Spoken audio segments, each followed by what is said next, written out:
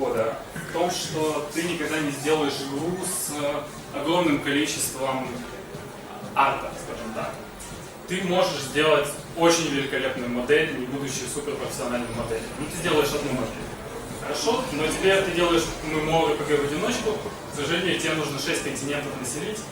Ну, невозможно.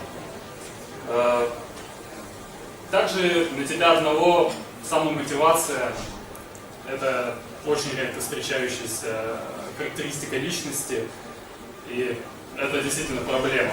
Я встречал таких людей очень мало. Поэтому лучше работать вдвоем. Почему лучше хорошо работать вдвоем? Очень простая коммуникация. Мы сели, мы друганы, скорее всего. Мы учились вместе или делали что-то вместе до этого. Чаще всего так и бывает. И мы друг друга хорошо знаем как людей. Поэтому, когда встает вопрос о работе, мы подходим к этому спокойнее. То есть никто никому ничего не должен. Мы делаем, потому что нам в кайф.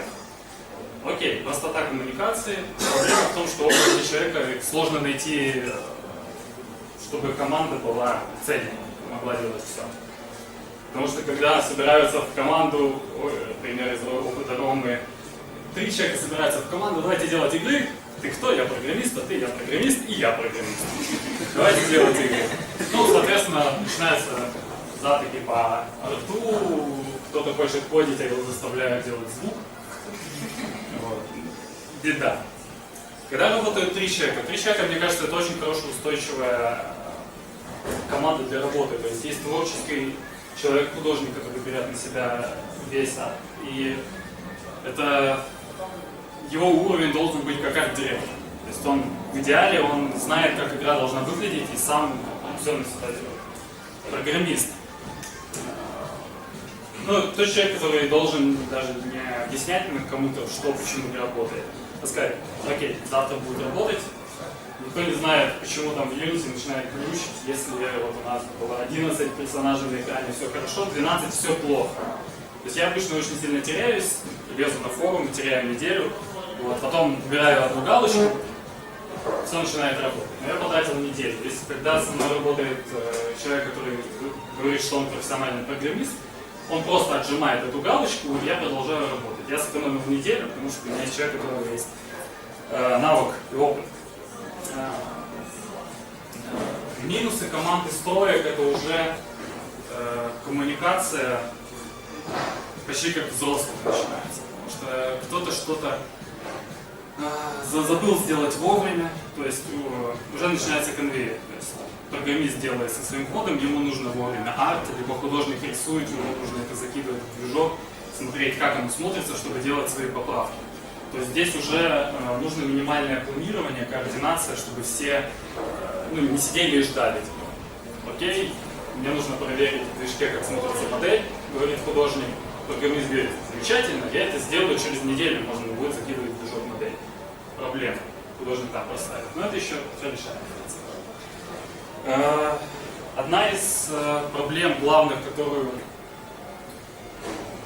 мне приходилось решать, и вам, как инициатору сбора команды, придется решать, это поиск исполнителей, либо соавторов. То есть человек, которого вы нанимаете в качестве художника или программиста, нужно выбирать того человека, который вам нужен. Либо вы, как Кэмерон, знаете все вообще, что как должно быть, и вам нужны просто исполнители. Сделай то-то вот так, вот так, вот так. Все, человек делает, ты ставишь на место, это пазл, который ты знаешь, из каких кусочков состоит, и каждый кусочек каким должен быть. Проблема в том, что если вы найдете человека, который хочет творить, а вы хотите, чтобы он сделал, в том, что у него пропадет мотивация, и рано или поздно команда развалится. Никому не интересно делать вот, по шагам, когда стоят и говорят, нет, вот это зеленое, это красное. У человека, если есть свое видение, с ним нужно считаться. Я обычно ищу в команды соавторов. То есть я знаю свои недостатки, да, там, я, допустим, не мыслю в цвете. Поэтому любая работа с цветом ложится на художника. Он принимает решение, он говорит, так будет лучше. Ну, иногда я спрашиваю, конечно, почему так решил. Вот. Но в основном я отдаю на откуп какого-то человека, это работа с сотрудничеством. Ну, как по мне, это самая эффективная способ работы в команде, но которая требует от всех троих, если трое людей, самоорганизации и мотивации подхода. Если этого не будет, все будет делаться тяп-ляп, потому что нужно быстрее закончить. Так, ладно. Когда вы собираете команду, еще очень важно понимать, какая у каждого человека стартовая позиция при начале работы. Что это может быть? Это может быть, человек может быть студентом или человек, который живет с родителями. Это может быть тот, кто днем работает, вечером хочет делать какие-то свои. Третий — это человек, который говорит: все, я не буду работать, это будет основным моим заработком. Что заработаем, то и будет. Очень желательно, чтобы все в команде были на одной стартовой позиции. У них будет одинаковая мотивация и одинаковая желаемая, требуемая скорость работы. Потому что когда художник, допустим, студент, ты делаешь игру, это единственный твой заработок, тебе критично важно, чтобы она вышла в этом месяце, иначе тебе в следующем нечего будет есть и платить за квартиру. А студент говорит: извини, у меня сессия. Пропадает на месяц, у тебя все сдвигается плохо. Когда все студенты, все говорят: ну да, конечно, я понимаю, у меня тоже будет потом сессия, тоже года не будет месяц. Для тех, кто, нужно понимать это и делать поправки на сроки, на возможные, люди пропадают, либо наоборот. Например, если вы работаете по вечерам, то не стоит планировать проект, который будет сделан в течение 2 лет. 2 года работы по вечерам с какими-то кранчами, они выбьют из вас дух. И если это хобби, либо если это попытка заработка, это будет очень тяжело. Очень тяжело. Хорошо, вы собрались, вы определились, допустим, в каком темпе, и кто как будет работать. Нужно определиться с способами заработка. Тут мы говорим о людях, которые хотят зарабатывать, а не просто сделать игру и выкинуть ее, чтобы люди все играли, остальные игроки. Окей, что можно тут придумать? Первое, заказы. В случае заказов ваша ячейка будет просто как производственный внешний аутсорс для каких-то студий, либо для каких-то проектов, либо для людей, у которых очень срочно нужно что-то сделать. Мы таким образом работали на Москву, мы таким же образом я сделал прототип для питерца, для Strategic Music. Вот есть идея, у них есть деньги, они говорят: нам нужно что-то сделать. Как любой бизнес, оцениваются сроки, оценивается объем работы, ставится ценник, этапы сдачи, все. В принципе, такой ячейкой можно работать, потому что вы заточены на определенные вещи, вы делаете, к вам обращаются по знакомству или еще каким-то образом. Таким образом начинались некоторые крупные студии. И инди-студии таким образом перебиваются между, когда нет вдохновения, либо когда нужно заработать денег и продолжить работать на своем основном проекте. Хорошо. Проект на продажу для платформ. Это то, как я зарабатываю в данный момент. Яркий пример FG. Flash Game. Вот. То есть делается игра, выкладывается туда, это как аналог аукциона. Паблишеры, такие как Handgrade, Armor Games и так далее, и поменьше, и покрупнее, делают ставки за эту игру. В какой-то момент ты говоришь: окей, эта ставка меня устраивает, 72 часа финальный аукцион, все, ты отдаешь человеку игру, он тебе дает деньги. Довольно прозрачно, снимается с разработчиков заботы о маркетинге. В принципе, все. То есть, в принципе, при работе довольно регулярной на таких площадках уже вырабатывается чутье на то, какую ставку ты можешь получить, и ты можешь планировать объем игр, которые ты будешь делать, денег, сколько кому заплатить, если ты в аутсорсе графику и так далее. Можно жить. То есть это то, что мы делаем сейчас. Сейчас у нашей игры ставка верхняя какая-то. Ставка дается, у нас є замовники, які хочуть зразу провакувати. Да. То есть $900, в принципе, это веб-версия, это даже не мобайл, который мы уже Рома сделал. Я тут на мобайл, але Тобто спонсор пропонує тільки за флеш-фарш. Ну, то есть для игры, которая была сделана, в принципе, за месяц в режиме шатка-валка, то есть по пару часов в день, она уже окупила себя, окупила месяц жизни. Можно жить, это хороший вариант. Потом, проект для издателя. То есть ты выпускаешь, у тебя есть идея продукта, ты делаешь на каком-то этапе, ты обращаешься к издателю, издатель говорит: берусь, не берусь, подписываете договор, заканчиваете справками издателя, он берет на себя весь маркетинг, продвижение, работу с деньгами и так далее. Так можно делать, лучше всего так делать, когда у тебя есть денежный запас, чтобы сделать все качественно. Иначе в какой-то момент деньги закончатся, придется либо очень нервничать, откуда их брать, либо выпускать сырой незаконченный продукт. Еще один экзотический способ заработка. Это все знают, что пару дней назад Steam разрешил продавать моды на игры. То есть у них сейчас в воркшопе, по сути, можно продать мод, который там весит 200 килобайт, и который в твой Skyrim добавит какой-то набор брони. Но есть там Nexus Mods, который огромный, бесплатный. Там вообще никак нельзя даже ссылку на Nexus Mods, нельзя даже... Чувак мне сделал крутой мод, люди хотят донатить, но он говорит, Nexus Mod запрещает мне ссылку поставить на донат, так что ищите донат, ну типа. Там... Вот неудобно, правда? Скинь неудобно. Ну да, но я имею в виду, что не сделают все моды бесплатные. То есть, если у меня есть выбор взять мод на Nexus Mod бесплатно или такой же на Steam Workshop платно, но я пойду на Nexus Mod возьму, тоже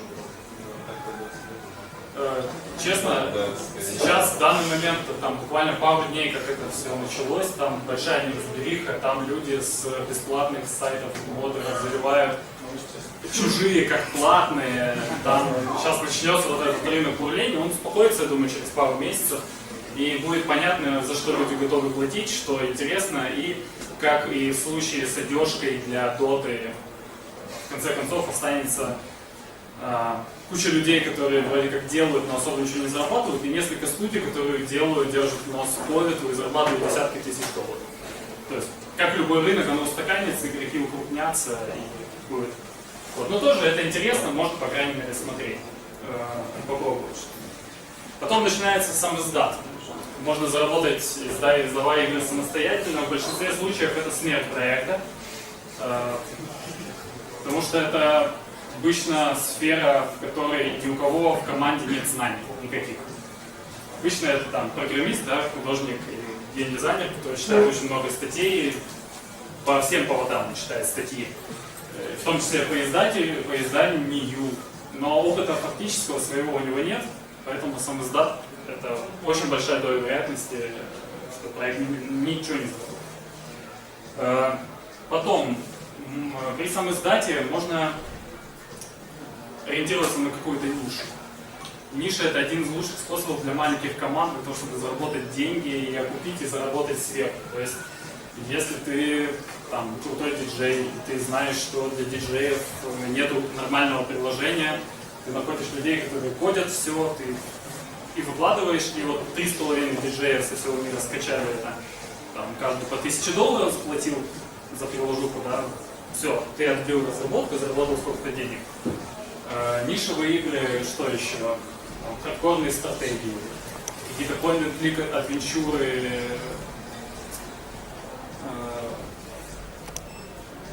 ну, много разных ниш, и они появляются в каждый момент. Что хорошо в нишах? Если ты выпустил одну игру и выпускаешь игру следующую в таком же жанре, у тебя переходит вся аудитория и добавляется новая. Таким образом работают и крупные фирмы, и издатели, которые специализируются на жанрах. Они просто переносят свою аудиторию. Как тот же Чилинга делает, да? То есть у него просто кросс-реклама на все предыдущие игры, поднимает игру, там взлетит, не взлетит. То есть они используют свою комьюнити, свою кросс-рекламу как рычаг. Это очень простая стратегия, понятная. Найди 100 фанатов, выпусти еще одну игру, найди еще 200 фанатов, выпусти еще одну игру, у тебя будет 1000 фанатов. Четвертую игру о тебе напишет какой-нибудь крутой сайт, у тебя будет 100 000 фанатов. С каждого по $1, окей, построил $1. Что еще? Реклама. Не связывайтесь с рекламой. Практически вы не сможете заработать. Если у вас, конечно, не реклама элитных автомобилей или жилья дорогого. Думайте о рекламе, если у вас есть более 50 тысяч листов в сутки. Тогда можно думать о рекламе, включать и так далее. Иначе вы заработаете $1, может 5. Еще одна из ниш, которую могут использовать маленькие команды, потому что они мобильные, это ниша новостная. Выиграли наш чемпионат мира по Европе, выкладываем игру про наших на чемпионате мира по Европе. Да, идет там, чемпионат, как делает Папа Диоп, на Харварде часто публикуется, он сделал свой биатлон, игру, которая ему раз в год, месяц ажиотаж, потому что где-то там в Норвегии чемпионат мира по биатлону. За этот месяц эта игра приносит ему $1000, за весь остальной год приносит $3. Все.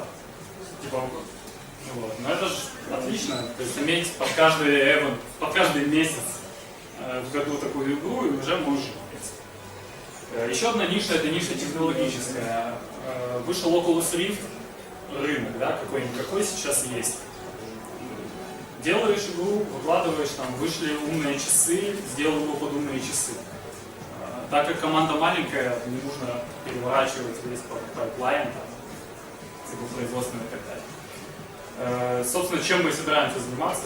Купили Oculus, вчера доехал, будем делать виртуальную реальность. Вот.